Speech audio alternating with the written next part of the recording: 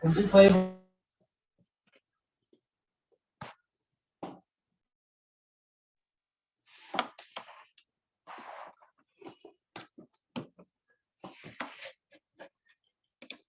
Okay.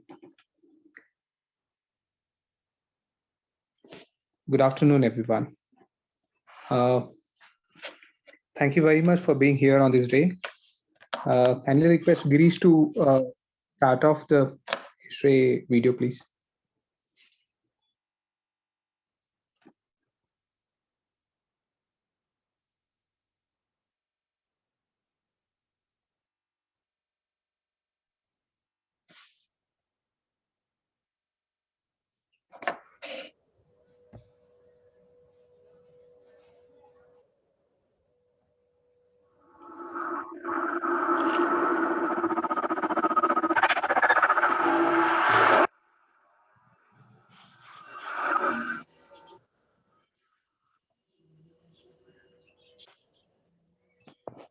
We, the Indian Society of Heating, Refrigerating and Air Conditioning Engineers, ISHRE, stand tall in the Indian industry with over 10,000 professionals as members and almost an equal number of student members.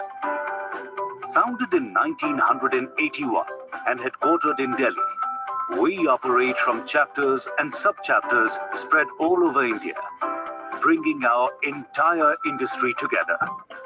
Individuals become members of our society according to their professional and academic standings. Our roadmap of the future looks very bright, with thousands of new members joining this technical society every year and bringing in a fresh outlook to our industry intelligence. ISHRE disseminates knowledge through its technical committees, which consists of some of the best minds of our industry. It publishes technical books, newsletters, and a prestigious journal, distributing the wealth of knowledge to all its members. Working with government departments, ISHRE helps formalize industry codes and standards. ISHRE promotes research by offering financial support to student members to carry out groundbreaking work in technology, systems, and processes. Our educational wing, ISHRE Institute of Excellence, organizes training programs and workshops to help members enhance their skill sets. Our specially designed certification programs under ICP, that is, ISHRE Certified Professional, empower professionals to always be in step with the prevailing technology. Specially designed courses for technicians are offered to meet the ever-increasing demand for a skilled workforce. ISHRE organizes exhibitions, conferences, panel discussions, and product presentations throughout the country. We organize the industry's largest international exposition in South Asia, Acrex India, to showcase the cutting-edge technology, innovation, and provide a platform for closer interactions among the decision makers in the industry. The ACREX exhibition is now growing from HVAC&R show into BFA, Air Alliance. This brings together several allied shows connected with the building services industry all at one location. Our chapters organize several other popular events like AgriConf in Delhi, Recon in Kolkata, Symposia in Mumbai, TechFest in Goa, and many more.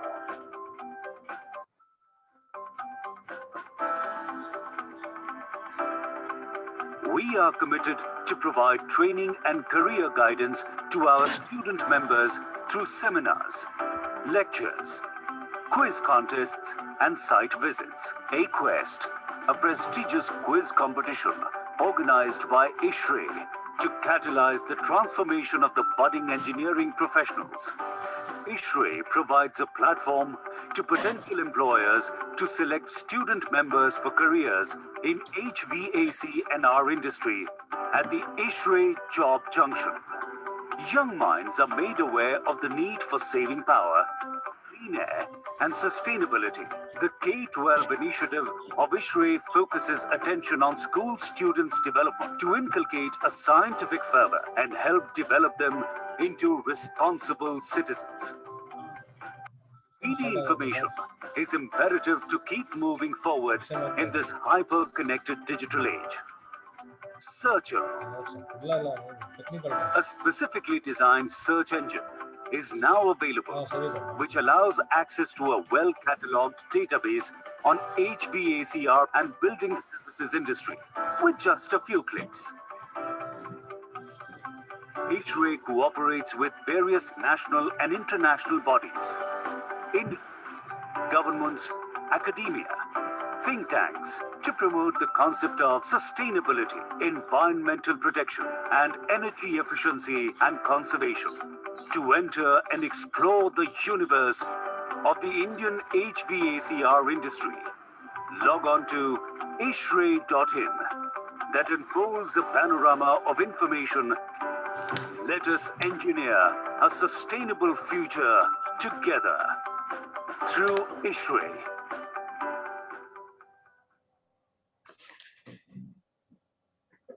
Thank you, Girish.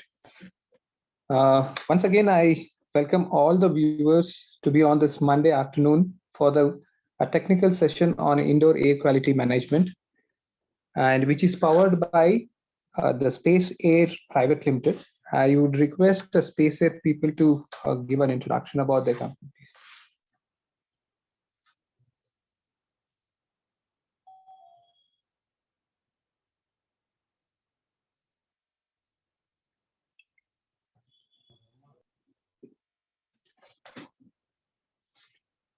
Yeah.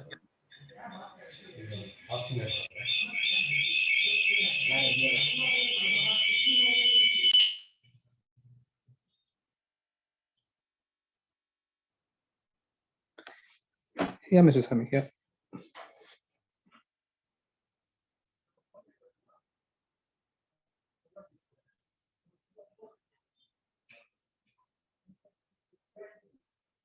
Yeah. Please go on, sir.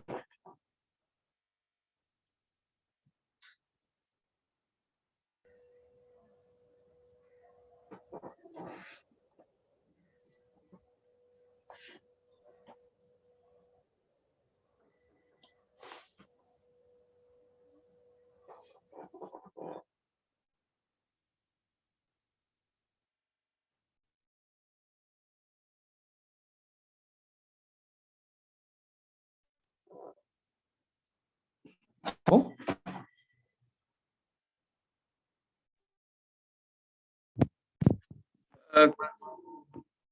Can you see my screen, sir? Yes, sir. It is visible. So, Or if you are connected through both the media, then it will not work. I think only one media you have to use, either the laptop or mobile. yeah, I'm connected, sir.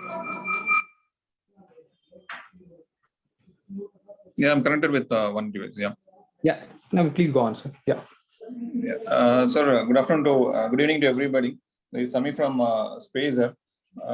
We are MEP contracting company. We head office at Chennai, and we have branches in Bangalore and Hyderabad. This is our company presentation. Just I want to share with you all.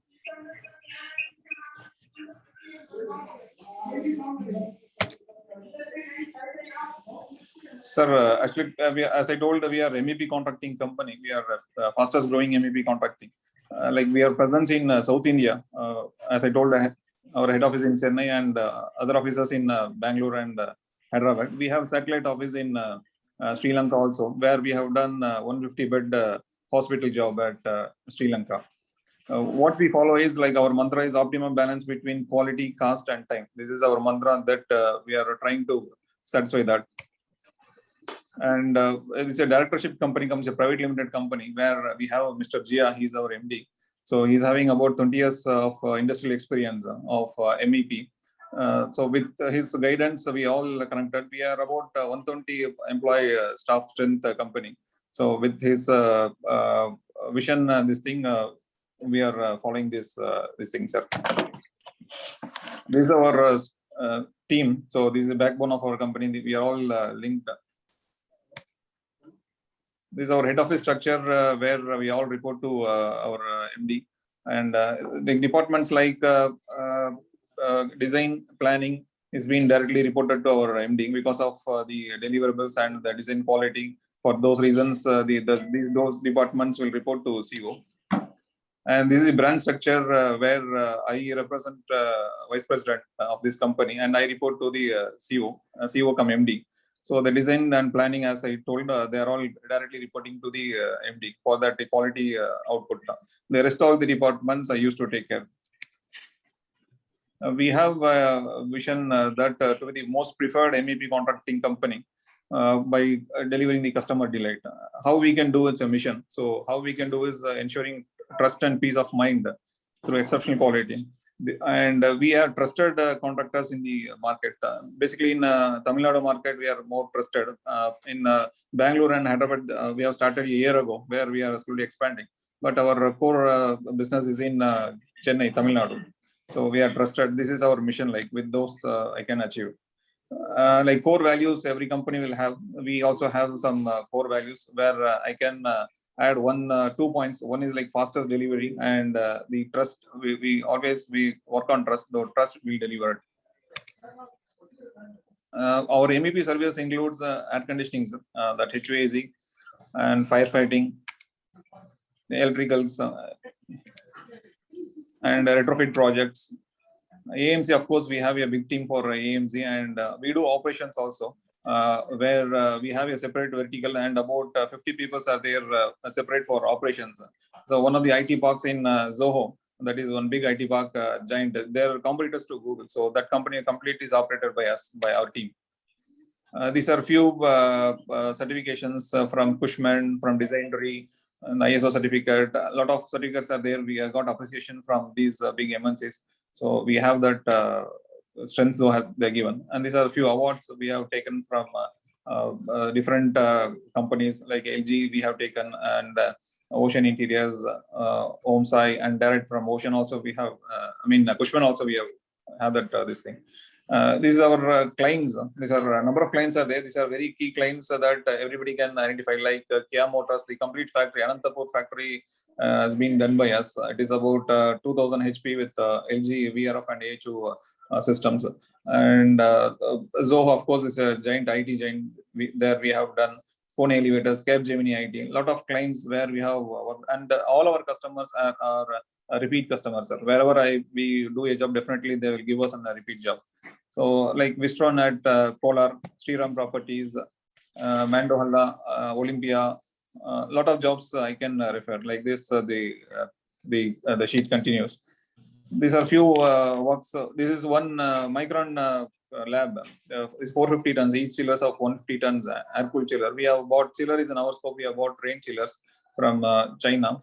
This is lab one at Bangalore. Recently we have completed. These are the few construction photographs that I can share.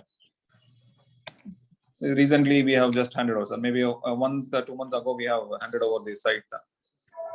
This big food system we have chosen, and we have done that. And a lot of other projects are there, completed jobs. Kia Motors, I have told. Ford is a corporate office in Chennai. It's about 12 floors completely we have done. It's 3.5 lakh square feet. It's open ceiling. It's co-work space through RMZ we have done. And Kone Elevators is in again a factory. This Estancia IT Park is a chain. For last 10 years we are serving this client continuously. Whatever the job we'll be doing it. There is one Tata Telecommunications. The gentleman who was the blue shirt is Mr. Shobhan Babu's son. So his own IT park that will come up in Chennai. So that we have completed for them. This is again a future IT park. This is one job we are doing. Sriram Properties. This is about 5 lakh square feet basement ventilation that we are doing, sir. And this is one factory at Polar. This is a supporting factory for iPhone. So that job we have done. And as I told, our presence across South India is there, and except Kerala, Sri Lanka, we have satellite office. And this is our contact, sir. I am representing as a vice president for this company, and I used to travel all the locations. I sit in Chennai. we have our branch managers every branch. Bangalore, Mr. Aveli is taking care. Hyderabad, Ajay. Tamil Nadu, Bala Chandra, he is taking care. So like that, we have branch managers, and they used to report to the head office, and we do a quality job. This is our small team where we can achieve whatever the targets are given. The quality job, we are there to serve you, sir. And thank you so much for this opportunity, sir, to showcase us. It's a very good opportunity. For any requirements, any challenges, definitely we are there to serve you also. Thank you very much, Samir. Thank you very much for giving introduction so quickly. Thank you very much. And then now we would quickly move on to speaker introduction. Today's technical session on indoor air quality management. This session has been taken by Mr. A. Vaidyanathan. Mr. A. Vaidyanathan has completed his BE Mechanical from UVCE Bangalore, and then he also having a MBA from IIM Bangalore. And then Mr. Vaidyanathan is a very successful technocrat, serial entrepreneur. He holds multiple patents in his name from US, Australia, and India. He has successfully conceived and created and commercialized innovative products and excited the company in the two of his ventures. His new venture is PAX, offers innovative IoT solutions in the environment domain, and with a sharper focus on a hyperlocal air quality solutions and leveraging the combination of technologies such as new generation sensors, PAX IoT, LI, plus machine learning for real-time data processing. Also context-aware solutions. So PAX has commercialized its solutions in the domain of air quality. PAX is in the process of launching the new products conceived and then developed for the industry. And Mr. Vaidyanathan was also ASHRAE member and then also the part of the BOG, Board of Governors.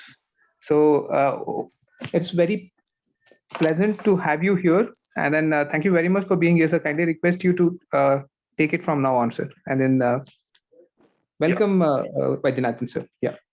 Thank you, Arvind, and thank you, dear ASHRAE colleagues. I see some of the names who are all dear friends. So it's been a privilege to have been associated in this industry for a while. Just to some housekeeping stuff. Can you see the screen, Arvind? Yes, sir. Okay. Yes, sir. Yeah. Yeah. Good evening, friends. My name is Vaidyanathan. The presentation today is IAQ management. Indoor air quality, as we all know, suddenly has gained far greater importance in the post-COVID days. Now, when I'm trying to make this presentation, I want to make it a little more informative and technical in nature rather than trying to talk about a specific solution. I'll be happy to get into Q&A to discuss about different approaches and technologies. Well, all of us know, so some slides, each one of you as a practicing HVAC engineer may think is obvious, yes, known, but with your permission, allow me to get a little into the detail of each of the points, because what happens in life is the same point when we relook with experience, when we look back, we get much greater perspective. Okay, we all know IAQ is important. EPA, Environment Protection Agency of USA, considers this one of the top 5 most highest risk for the public at large. We know it, indoor air quality is of great importance. And of course, talking of offices, it impacts health, productivity, and hence the company's bottom line. Now, I wish to do a quick jogging in the memory of evolution and importance of IAQ. Let us say till 2010. There is no specific reason for putting 2010 as a reason thing, but a couple of researches happened. Then, of course, let's call it 2012 to pre-COVID days. And now the post-COVID days, we all are very, very concerned about air quality. We know it well. So let's try to structure under all the 3. We will try to discuss the dynamic evolution of this science, this implementation, application engineering, discuss about the current challenges and going forward. Well, ASHRAE has been the fountainhead institution that has come up with guidelines for thermal comfort. ASHRAE 55 that's been continuously evolving. And of course, ISO 7730 gives us guidelines for the thermal comfort. Now, this is a period I'm sort of trying to say, let us say, early days. Now, the predominant focus was thermal comfort. Yes, there was some ventilation input, whether it is, guided by ASHRAE 62.1 and subsequently 62.2, not to miss out OSHA guidelines, at least in USA. So the temperature we all know was on, the focus we know was on temperature and relative humidity. We know only typical air conditioned office, only temperature will be measured and displayed. We are not talking of precision air conditioners. We are not talking of, data center server rooms. So offices typically temperature alone was measured and displayed. RH was a derived range based on the ambient weather, based on the inside sensible and latent load. RH would fluctuate, quote unquote, by design between 40 and 60, but typically it will be anything from 30 to 65. Okay. As far as ACH, air changes was a design consideration. When we would do the basic computation of tonnage and the CFM, ADP arrival, we would do a quick calculation. We'll introduce one air change, 2 air changes, or let's say a pub will include more number of air changes. As it evolved, ASHRAE 55 and the ventilation standards, the area and number of people also came into the calculations to arrive at the tonnage and the CFM. Now, it's important to understand, we talked of this is the way it approach. Never have we talked of freshness as a consideration. Air conditioning is for the people, but somewhere along the line, we were only worried about the compressor, tonnage, RH. Never we talked of the freshness of air, the way it evolved. As I just mentioned, ASHRAE thermal comfort 55 typically talked of a construct which comprised of 6 parameters. Apart from temperature and humidity, yes, of course, we would take the flow factor, airspeed. We all know 30 FPM equivalent reduces the perceived temperature of 1 degree F, about let's say 0.5 degrees C. And of course, metabolism, 1 met, 2 met, 6 met. If you're doing a gym, we all need to put the met factor also, because the latent load will go up to arrive at the tonnage. And if it is window next to a window, and if there is no overhanging, shade or something, we would put a radiant temperature consideration also. Now, this was sort of the phase it went where we never tried to quantify. In 2012, there was a seminal paper that was published by Lawrence Berkeley Lab and Syracuse University. I mean, I'm using the word seminal paper because we all have heard phrases like IAQ, sick building syndrome and all those things, but there was no qualitative quantification of impact of CO2. This was the first paper. Is CO2 an indoor pollutant? What are the direct effects of low to moderate CO2 concentrations on human decision-making performance? I mean, this was a path-breaking paper, and hence I called it the second phase as after this paper. Once this particular paper came in USA, it created a commotion. There was massive, if you just Google and check it also, CNN and all these papers talked about, channels talked about lack of good air in schools, how it was impacting. NASA talked about space stupid. If any of you saw the movie Gravity, Clone and Sandra Bullock, they talk about CO2 on the space suit and stuff like that. So it became a big thing because we never used to measure CO2 ppm in the room level.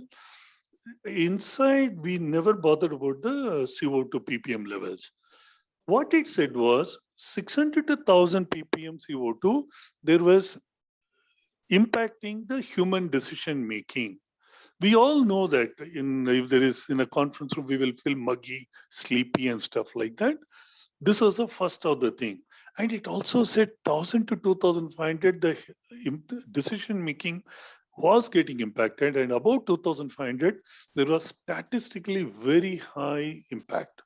So it concluded that there are direct adverse effects of CO2 on human performance.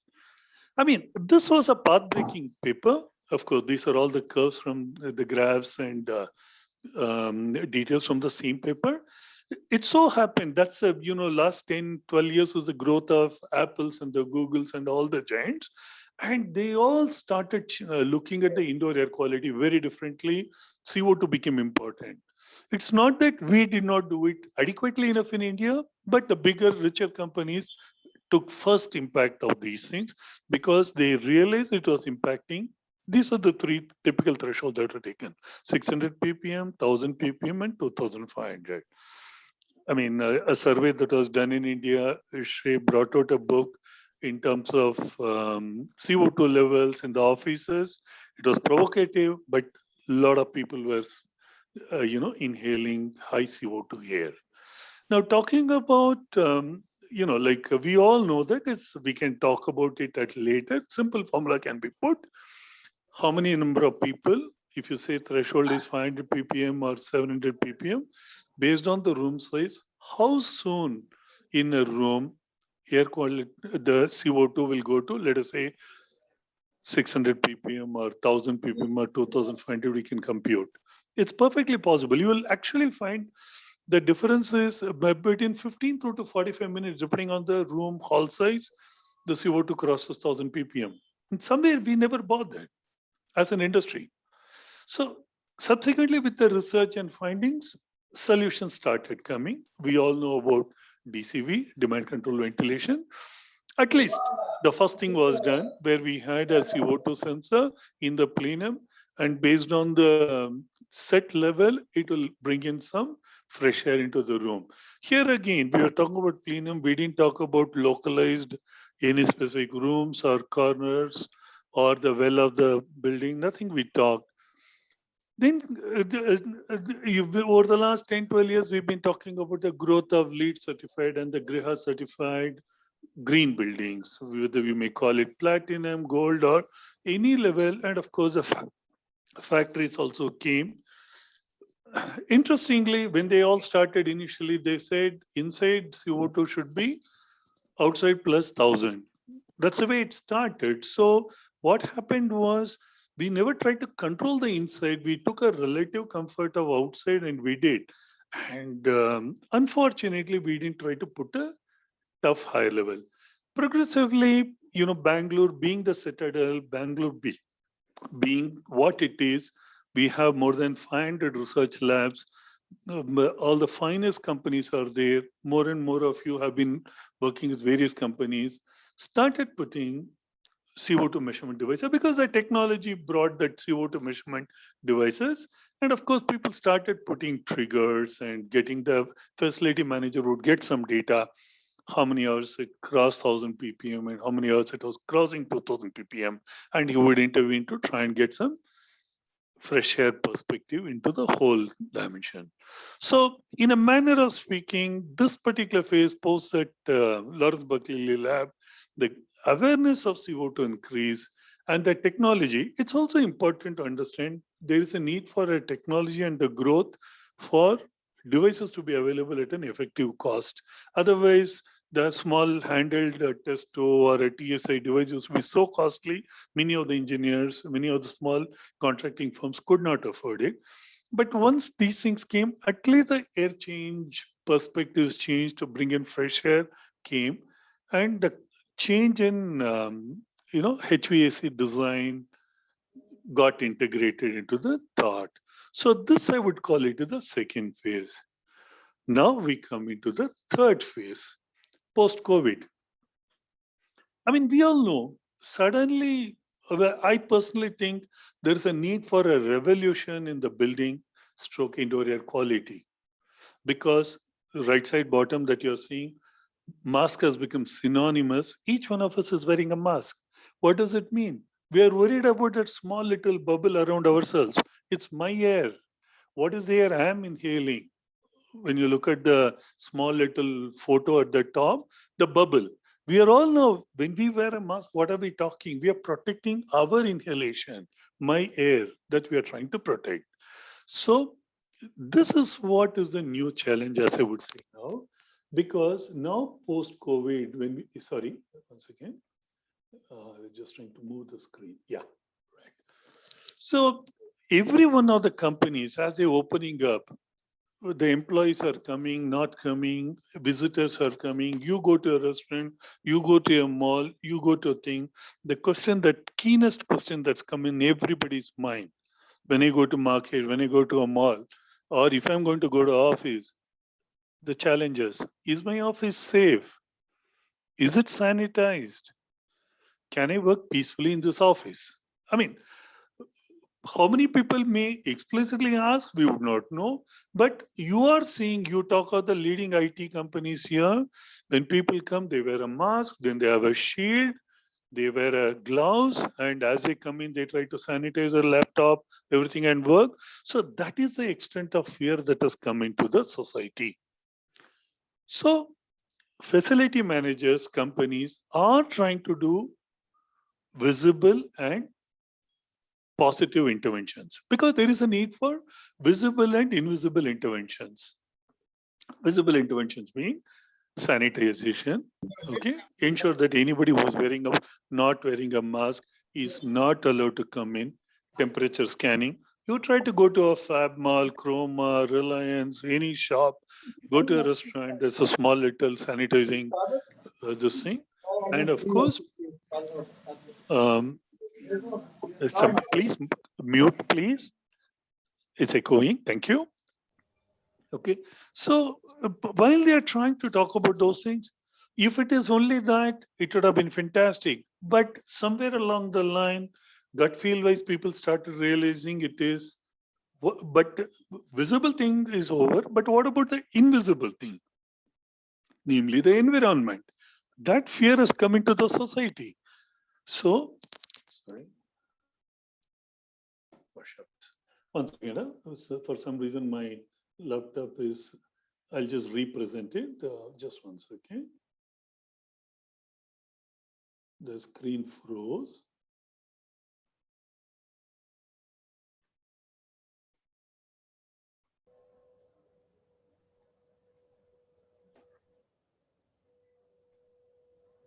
Yeah. Can you, sorry, can you see it, or should I, just one second, I'll just present it again.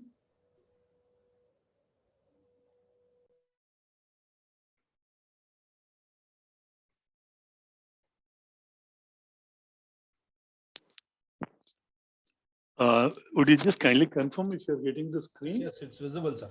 Excellent. Okay. So now it's important. You see, now from here on, my attempt to talk will be to try and bring to our fellow industry friends the current world thoughts, the current leading ideas that are being discussed, and what is it that we can learn from it, and how do we go about it. So now, National Institute of Health is a US, US government prime body which comes up with the philosophies, policies, and the guidelines. Then, of course, World Health Organization we know, ASHRAE we know, World GBC. It's very, very interesting. All of them are talking same language. Indoor air quality, need to rethink the rules of building design, strategies in a post-pandemic architecture. WHO says roadmap to improve and ensure good ventilation in the context of COVID-19. ASHRAE recommendations is there in the bibliography at the end I've given. ASHRAE has been continuously coming up with various position papers and the recommendations on handling the airborne infection in terms of how we should do. COVID, of course, World GBC has very correctly said it, that suddenly indoor air quality has become much more important. We always used to talk about temperature and humidity. The air quality aspect has become important. And of course, Lancet, that's a British publication, they were the first one to alert us on that air by air, it's an airborne disease. It gets carried. Why we need to do. So now, while talking about air, when we try to say air, indoor air, incidentally, Lancet specifically said indoor air is more contagious than outdoor air. It's for a minute important to try and understand the ambient air. While we talk, you see, when we talk about air conditioning as a subject, we were worried about the load inside, HVAC load. We would take the, solar gain and of course, sensible load and the latent load. But we never worried about outside air. Frankly, we didn't worry, except for that air change, whatever extra load it brought in. But now suddenly outdoor air is important. Like for example, imagine a plain ground, 1 square kilometer plain ground that is full of air. You come up with a new complex there. That air will be influenced by the outside air. That's known. So lot of research papers have started talking about air quality in the adjacent environment space outside the building. You may say Bangalore is clean, polluted, HSR layout is good, more polluted is block 14 or 17, mean 17th main. Koramangala, you may say, is good, but near Forum Mall is very polluted. We know it's going to have an importance because all these researchers, the Harvard study said, if there is a higher particulate matter history, they found 11% increase in the COVID-related morbidities. Now, I'm not really talking about the, you see, I'm not getting into the medical aspect part of it. But the important takeaway for us is that outdoor air is actually relevant because we will be talking about air change. We'll be talking about TFA or your AHU on the terrace. You will be getting some fresh air. That's important. And of course, this US government has very, very clearly said exposure to air pollution, specifically nitrogen dioxide and PM 2.5, may increase the susceptibility of infection and mortality from COVID. Now, why these are all important for you and I? We are designers. We come up with a recommendation for the best environment, most comfort for the indoor occupants. So when we go there, provide them a guidance, advisory on how we are researching, providing. If we say, sir, let us do this, I believe our customer will listen. I'm sure all the consultants are already conscious and aware of it. Incidentally, this is a Lancet study that was published on mid-April of this year. Very clearly, they said transmission is higher indoors than outdoors because it's an airborne infection. See, like all of you would have seen about the photographs, about the and of course, WhatsApp forwards were coming about the way the particulate matter is a carrier, the way droplets were carrying virus and all. So I didn't want to put some of the videos and create a quote unquote sound effect or a visual effect. But I thought we'll talk about the studies and the papers because this is important because for us, if we say these are all the challenges, if we say these are all the issues, outdoor air pollution is important, we need to worry. Indoor, we need to address. The question will be, for us as engineers, design engineers, solution practitioners, as we recommend, go back to all our customers. They are going to ask you. The facility manager will ask, hey, what is the new thing? Because I'm reading about UV, I'm reading about ionization. What is it? What should I do? Because every customer, while he's knowledgeable, gets information, he's also got a question mark. What needs to be done? This new environment. They're all very concerned. The simple things are wear a mask and come. If you're not taking COVID injection, don't come into the office. Those are all simple rules. But none of them know what to do with the invisible thing. Why does it spread? So when we look at it as engineers, let's start talking. Let's accept the basic reality. There is no one magic wand for a situation say everything is fine. That's an honest answer. It's a solution that needs to evolve methodically. Let's also understand second important point. There is no one-step easy solution. It's not there. You see, like at a home, we may want to buy a small air purifier, 150 square feet of area, 200 square feet of area, put a small air purifier. Heart of heart, we know it is the particulate matter, it takes care. It's got a regular filter, then maybe it has got a HEPA filter, it's got an electrostatic precipitator or an ionizer, we know it, but we know the pros and cons, how much it does. So we need to objectively evaluate the various technologies that are emerging. When we talk to our industrial customers, the various software officers, one is air purification. We all know about it. Ionization, ozonation, and UV treatment. Of course, UVC, we have been talking about it. Different people have come with different set of equipment. They say, I'll have a duct cleaning small apparatus with which I'll ensure that the air disables all the bacteria, virus, and you get a good environment. Yes, it does. But the question is the extent, how much it does, number one. Number two, does it do fully? Third, does it have any bad effects? That's important, very, very important. Because if it is a warehouse where you have to fumigate, sanitize, after which 3 days later you're going to set your items there, it's different. Here, if you're going to sit in the office and work, what are you going to do? How much are you going to do is a critical question. Hence, the question logically we as engineers have to ask is, are there any metrics to measure? Because you and I know what cannot be measured cannot be improved. We had the thermostat because of which the temperature got controlled. We did not have an RH sensing because we knew we can't control RH. We talked about DCV because CO2 got measured and we got it in. So is there something we should do? It's a big thing. It may look like an additional expense, but then so be it. If the customer wants to have a comfort of a good clean air, which he can visibly see, I believe he needs to have. Finally, I personally think we also need to have a simple IAQ index. Like, when do we say the air is good? Because a green, yellow, red type of a color schema for outdoor air, for example, we have a color schema, 0 to 500 AQI. A different slab, there is a color, it will tell you what does it mean. Similarly, I believe we need to work on that. Now let's talk about specific technologies and the extent. I do not want to do a extended session on that. I'll critically talk about some of the technologies. Air purifiers, we don't have to, every participant in this table will be knowing it.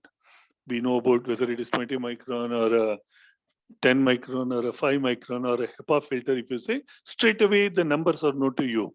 99.6%, 99.7% up to 0.3 micron it cleans. Yes, it's good. No doubts on that. It's important for us to understand. But then when you talk about the virus, when you talk about the bacteria, they are smaller than that. They are not in micro, they're in nanometers, number one. But why these things help? Particulate matter, PM, when you say reduce the PM, because they become the carriers. I repeat the word, they become the carrier. There are a lot of international papers that are currently being presented. Like, for example, when Italy, in that valley where there was a very, very high incidence of death, they found that the PM 2.5 level was sustained high there. So they believe that pollution might have been a carrier for the viruses. And I also talked about the Harvard paper where it said that if it is in a polluted environment, people were vulnerable because maybe the lung capacity had got impacted or maybe the virus got a better carrier. It could be a set of diverse factors, but that is one thing. So air purifiers can reduce airborne contaminants. Yes, it's a sure statement we can make. So when we recommend, we can do the when we recommend a solution, when we know if it is a CEO's office, CFO's office, one room, if you want to do localized cleaning of air is possible. Let's accept some things that, when you talk of air purifier, what it does is it physically filters out. but it doesn't filter out the chemical pollutants. It doesn't filter the chemical pollutants. At least the particulate matter, when you say the physical particles, the way it has grown, it knows to filter it out. So that is one good technology for us. Second, ionization. Ionization over the history of air conditioners has been in the system, taken out of the equipment, brought in again and again, things have come. We all know anions, if you have positive ions, it will attract all the negative particles. It will help it to coagulate and drop. If it is a negative particles, if it is a cations, if it is generated, the cations can try to have certain influence. Like for example, there is a good research, the molecular biology institutes have done. If you have a by and large, we will talk of anions, ionizing. When you do, it has a positive charge. It will attract all the negative charge particles and it will help us to drop. The cations, for example, if it is some of the bacteria and several of the bacteria, let me correct myself, of the bacteria, viruses, they say that the outer layer of protein could have a positive charge. I repeat it, the outer layer could have a positive charge. Because of that, it may tend to take out that. Some of them it will take out and clean it. Some research has been done. Either they sort of help it to coagulate, disable it, and such. So both technologies are acceptable. Now, we all know about UV lamps. We've been talking about, even DRDO has done a research about it. When we talk about UVA in the outside environment, we talk of UVA and UVB, the bandwidth and the Armstrong, that particular ray frequency is different. UVC radiation, US federal government has said that it does destroy the outer protein coating of SARS virus. Specifically, I'm talking of coronavirus. So several other viruses also, it knows to disable the virus. You know, we traditionally know between ozonation and UV, the difference is UV disables the bacteria. So here it weakens the outer skin layer, because of which the bacteria gets disabled, leading to inactivation of the virus, as it's called. Okay, the nanometer frequency as stated here effectively inactivates airborne human viruses. It is. There are some disclaimers for each other. None of these are 100% technologies. So this is a FDA paper on this. Ozonation. All of us know about ozone is we all know ozone is a poison. I repeat it, ozone is a poison. Excess ozone in the room, we are very concerned about it. And but when it comes to treatment of air, the research is showing that yes, it is able to disinfect airborne viruses at low concentration. But for a minute, let us understand whether it is ionization, ozonation, or UV. When you're trying to splutter the room with that, you know, or if you say the incoming air passage, for simplicity of communication, I'll use the word bypass factor. We all know every virus will not be hit by the ray or the virus, and hence the effectiveness. And we cannot afford to have a very high intensity stream, sprayed on the room or in the duct or passage, because one of the worst things about all these technologies about electromagnetic, ozonation, ionization, UV is that not only they work on the good, bad viruses, they also work on the good viruses. And as far as ozonation is concerned, there is one interesting point. Now, they say this is more effective in a slightly higher RH environment. So this particular thing, I'll put it with a lot of rider on this, because I need to research a little more on that. The early papers are saying that. So because when we talk about this, that might be good in, let us say, outdoor environment, monsoon, whatever it is. But inside the room, we are going to be talking of a much lower RH. Hence, so now I talked about the technologies and such. Now, you see, but we all know when we talk of indoor pollutants, what are they? Indoor air quality. When you say we talk of temperature, RH. When you talk of gases, we talk about carbon dioxide, carbon monoxide, TVOC, volatile organic compounds, that is formaldehyde, ozone. These are typically listed. Not too much of NO2 in the indoor environments, but if there is, yes, that also can be.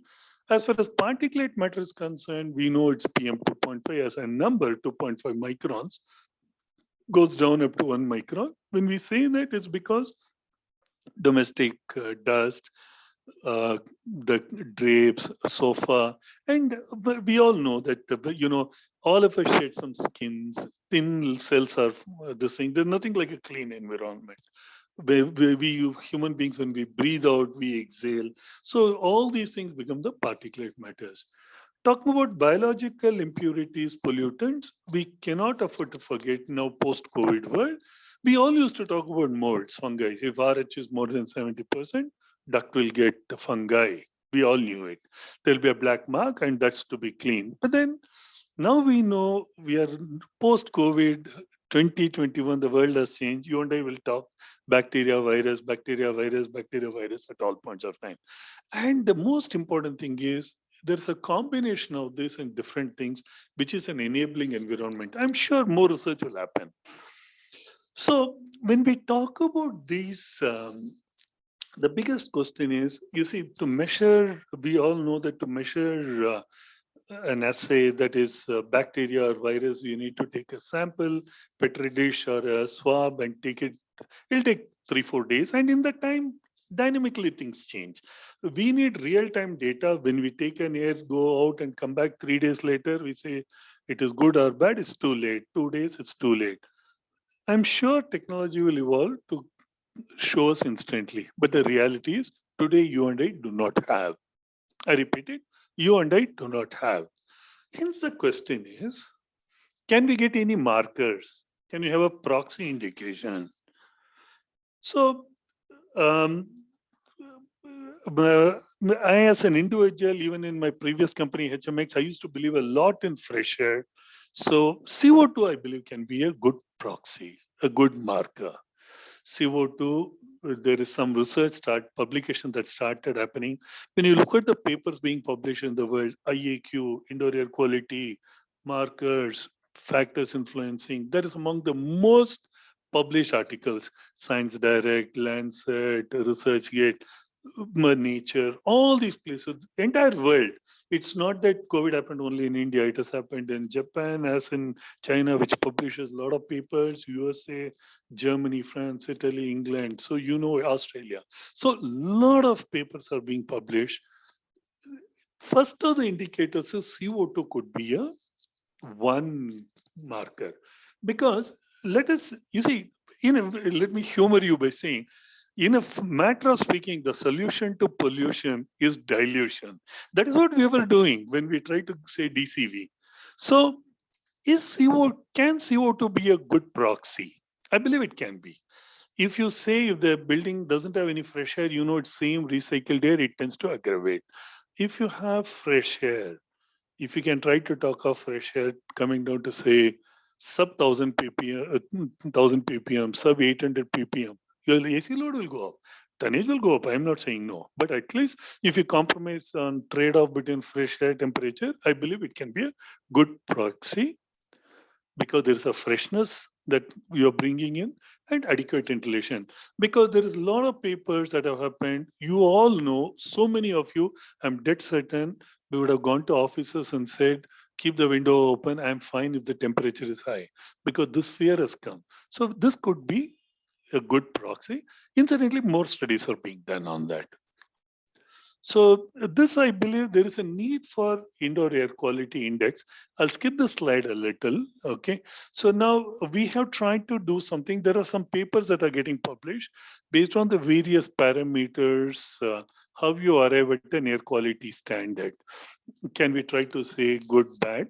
So with the permission of organizers, if I may say for a minute about ourselves, we have tried to work on IoT sensors and base solutions. We have devices deployed across the country. So some of the various configurations of the indoor devices are available. The most important thing is we try and convert that into a metric red, green, yellow for you to feel what it is, so that then you from there you try to take an action. Of course, then once there is a data, there'll be questions: how many should I put in each building?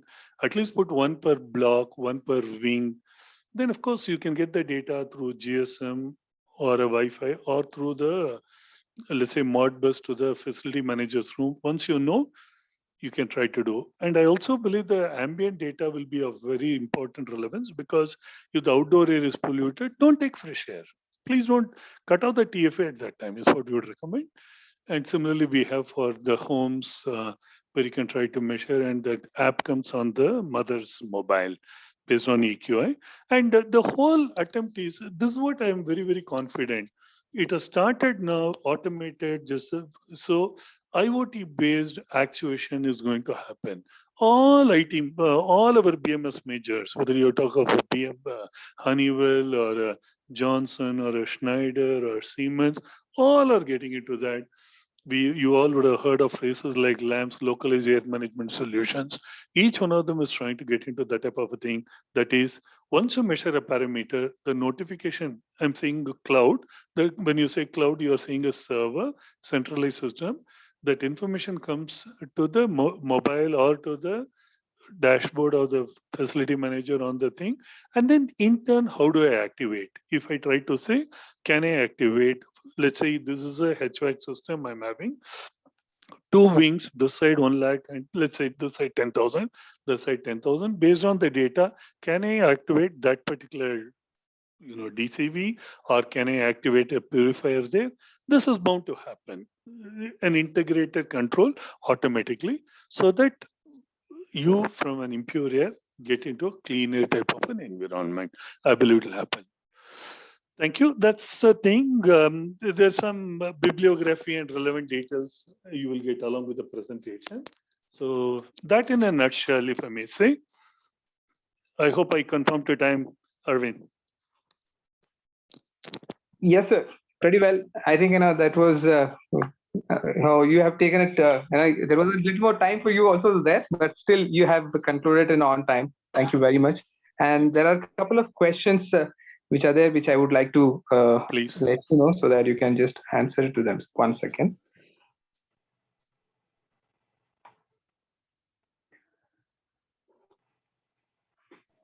Sir, actually, one of the participants was asking that it would be great if we can get the white paper or a document referred in the discussion. Can we get any of the white paper or a document? Perfect. If What I will you do have is, anything Arvind, good question, very good question. I said this will be a technical thing. I'll try to send a list of papers and all this and send the details to you all so that you can circulate to anybody interested. Fine, sir. Thank you very much. I think the viewers will get those things, and once you circulate it to us, I think we'll just send it to the people. Should not be any problem. Yeah. And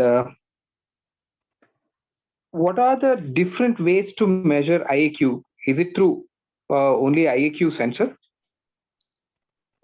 You see, the question is, that is an important question. When we try to say IAQ, 30 years back, in fact, till 70s, the word IAQ was not there. SBS was not there, because temperature alone we thought is comfort. Then, when the sick building syndrome, 80s, 90s, it happened, we started talking about temperature, humidity, then trying to talk of some bit of freshness. So I believe as it evolves in this decade, I'm willing to fairly confidently state it'll be multiple set of parameters, not just temperature and humidity. It'll be other enabling factors such as particulate matter, TVOC, and these factors will come in. Because let's understand, air has got physical, chemical, biological properties. Physical, we say, is temperature, humidity. Chemical is all the chemical pollutants, and biological is all the fungi, bacteria. So some new algorithm will come. For the time being, there is no one IAQ standards. Some of them are being done. One is called TC8, Thermal Comfort Index, that takes CO2 has come in. For IAQ, some of these particulate matters and parameters have come. I like these parameters coming in and try to include these in our device. Yeah. Sure, sir. Thank you very much. Next question is that which are the standards do European countries follow, sir? They give far higher weight. You see, they are typically ISO driven. There are specific guidelines in terms of European standards where they are trying to give greater weightage to the other metrics. You know, we all know, when the moment we talk, see, from HVAC industry, when we look at it, our first thought will be MERV 13, MERV 11, MERV, or MERV 8 type of filtration ways. That's where we'll stop. We have to start talking about other parameters. There are papers and discussions that are commenced on that. It's not far, you will see more and more of those. Yeah. Okay, thank you. The next question is that what is going to be more important to fight with, like, with the IAQ quality or SARS or COVID, like that? I missed it. Repeat the question. Yeah. See, the question is. Arvind, can I ask this? Yeah, please. Yeah, go ahead, Ajay. Yeah, go ahead. Hi, sir. How are you? Good First evening. class, Ajay. First class. Good to see you all. Yeah, nice to see you, sir. Thank you for giving a very wonderful session on Ishay platform. And it was really enjoying. And the best of the part is it is very clear, very audible. And I understand the pain you have taken by keeping the mic close to you so that people can understand it very easily and very conveniently. Thank you for that, sir. Thank you, Ajay. So my question is, these days we get different questions that being in Israel, definitely people keep asking us that, Ajay, which is more important? Shall we concentrate on indoor air quality or do we concentrate right now on the COVID fight? Because there are products which says that this will fight with COVID. There are products which fight with indoor air quality, CO2, VOC, all those things. So which is more important to fight with? I can't give a one-line answer, but please permit me to extend it a little. If there was a one-line answer, say that put this, your problem is solved. I promise you that fellow will be richer than Jeff Bezos, who's planning to go to space tomorrow. Okay. Any company that is trying to sell a product is allowed to exaggerate a little. So some companies are claiming to be doing it. When they say 99.9496, these are all nice percentages. But in that small 0.03% virus can come in. Okay, so let's just put it this way. When you say, that's why I said visible and invisible. I would recommend this way when we talk to our customers, tell them clearly, sir, as of now, no one clear technology has been identified. We believe we need to bring together a set of protocols. Protocol number one, we know about wearing mask and ensuring that the people have got vaccinated, number one. Number two, hygiene, visible hygiene in terms of sanitization, cleaning of the place and other things. Third thing, minimize your enabling factors. I repeat the word, minimize your enabling factors. What are those enabling factors? It has been well documented that if there is certain levels of pollution does not cause COVID, but that becomes a carrier. I repeat it, it can't move in vacuum. So pollution represented by way of particulate matter and other pollutants that I mentioned, they become carrier. When we talk about temperature and humidity, they become again an enabling environment. All of us on the panel know when we say molds, we know above 70% molds will grow. So similarly, there is sufficient research to minimize the growth, minimize your enabling factors. Now, last of the points. As far as your entry lobby is concerned, where somebody just walks through, you may go for some quote unquote high profile, any instrument that claims to kill COVID virus, you may do. But in an office, nobody has done a research of exposing myself for 8 hours with that equipment. Hence, enabling environment optimizes what I would say. I hope I answered you, Ajay. Well You're answered, mute. sir. Thank you very much. It was very fantastic. So quite understood on this, and thank you, Arvind, for giving permission in between. Can you please continue? Sure. Thank you. Thanks, Ajay. So next question. Sir, your views on using a combination of bipolar ionizers and UVC, and also ionizers combined, which is also known as PHIO, PHIO. See, that's what I'm saying. No, today in the sense of right, each technology has got a merit. Let me openly say that at this particular point of time, there are no papers that discredit a technology totally. Okay, but restricted applications are possible. Now, the bipolar, as I told you, is interesting, but you need to understand. Let me explain specifically, since you talked about bipolar. When you try to have just anions, so and your receiver plate will be negatively charged, so all the particles stick on that. Then you have a cleaning protocol once a week or something like that. If it is bipolar, if you're going to change the charge, whatever is stuck on that plate will loosen up and fall as a free particle will come back in the airstream. So how are you going to use it? You need to be clear. So if you are going to, that is one thing we need to be very, very careful. Number one, bipolar, we need to try to say. It is reported that if you have negative ions, cations, it helps you to do certain things. Positive anions, it does something else. But continued exposure, 4 hours, 6 hours, 8 hours, based on the intensity of those things, those researchers and papers have not come. Like, when you put it in a duct stream, it is different. So I'm making an honest answer instead of trying to say this is good or that is good. Got that. So sir. there is no easy immediate answer. It's all evolving. But any technology, we all know, we all of us knew ozone is a pollutant. Suddenly we talk about that as a purifier because it's got certain virtues. But we know we can't go above some ppbs in the room. So we have to be extremely sensitive and careful about evaluation of these technologies now. Right, sir. Thanks for your use. The next question is, and actually, your views on this, and actually, the new guidelines of ASHRAE for COVID related is increased ventilation rates with the negative pressures for COVID infected birds. So, what do you say about this? That's almost logical, isn't it?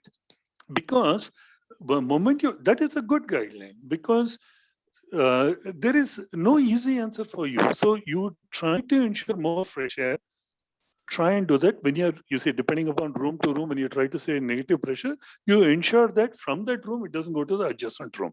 We have done that particular design. So it's a good approach. Yes, it will increase your tonnage, it will increase your energy bill, tensions, those things will be there, but you will take care of the health of people. Perfect, sir. So the next question, I think it is going to be the last question, I believe. If anyone has got any other questions, you can post it now. Otherwise, this is going to be the last question as of right now, sir, for you. Can we also consider VAV in place of airflow measuring station? But the two are two different things. Two different things. Variable air volume is a function. VAV is very, very specifically based on the thermal load, the delta T sensible or latent load, or the total enthalpy reduction. You are regulating the airflow. Now, that particular thing is a consideration for the airflow, isn't it? Whereas now what we are talking is something else. Now what you are talking is an extraneous thing, which is in addition to the VAV airflow that you're going to have. So be cautious. Don't mix up that and this. My suggestion to you, don't mix up. Okay. Wonderful, sir. I think that's all the questions which we had from the viewers. And we would like to thank you that you've been awesome and then giving a presentation with so much of patience and then with so much of clarity.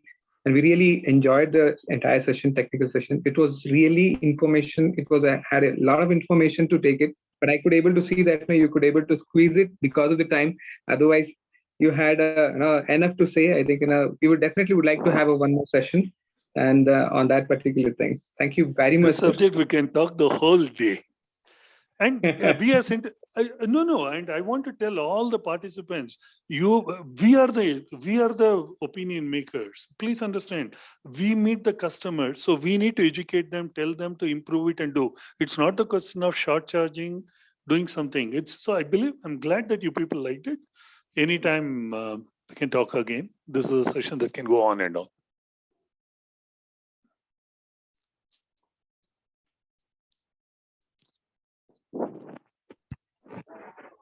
Hello. Yeah. Am I audible? Yeah, Arvind, can hear you. Yeah. Thank you for the opportunity. Hope you guys had a meaningful takeaway today. Yeah, thank you very much, sir. I think we have a small certificate to be shared for you. This goes on your way to having just for a certificate of appreciation for regarding taking such a wonderful session. Thank you. Thank you all. Great to all my friends. Yeah, for all the viewers, and actually, the one thing which we would like to tell you that so ISRE comes up with such kind of programs for you to get you the more knowledge on the HVAC industry. And so my request is that those who are not become members, please become a member so that you get a lot of advantages of being with the industry people, with the consultants and contractors, and then many other people who have got good knowledge about the industry. And then it will create your new networking and also gives you a lot of opportunities to come forward in the industry. And then the pieces and everything which is there, which we'll be explaining it to you, and I will send across the thing. If you are really interested, you can post your name in the chat box. We will come back to you and then give you the complete details about the membership. The membership fees would be 8,850 for 3 years. And you have an unlimited advantage of being a member of ISRE. Thank you very much, all the viewers. Thank you very much, Vaidyanathan sir, for being here on such a Monday afternoon and taking all out of your time. And I think that's a really wonderful session we had. Thank you very much. I'm seeing so many friends. I can see Pandi Murli there. Hello, Pandi. How are you all? Pandi sir, Girish, can you unmute him, Pandi sir? Pandi, I can't.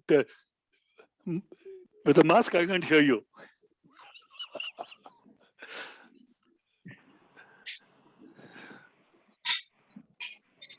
Can't hear you, Pandi. Pandi sir, you are unmuted. Pandi sir, you are unmuted. You can talk now.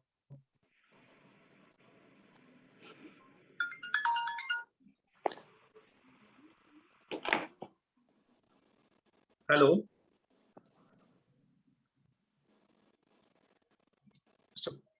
Pandi Murli.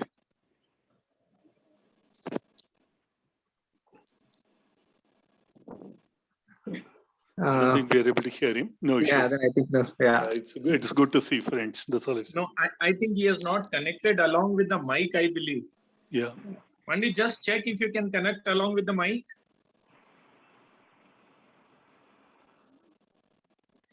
There will be an option, connect with mic. Pandi has got a booming voice. If he talks from his office, all of us can hear. Exactly, sir. There's no doubt on that. Right. I think Mr. Sami is also there. Mr. Sami would like to share any thoughts? Mr. Pandey connects. Mr. Sami is from Space Air HVAC Private Limited, who are our partner for the day. We thank you to them for being partnering this kind of distinguished lecturer, and they're also our silver partner. It's our pleasure, sir, to serve the ISRE. It is our privilege that you have given the opportunity. And it's really thankful to everybody and to Vaidyanathan sir for the wonderful information. So definitely we'll follow that. Thank you for the opportunity. Thank you. Okay, I'll sign off. See you all. Good day. Thank you, sir. Thank you very much. Thanks each and everyone. Thanks for your time. Thanks. Good day. Stay healthy. Stay safe.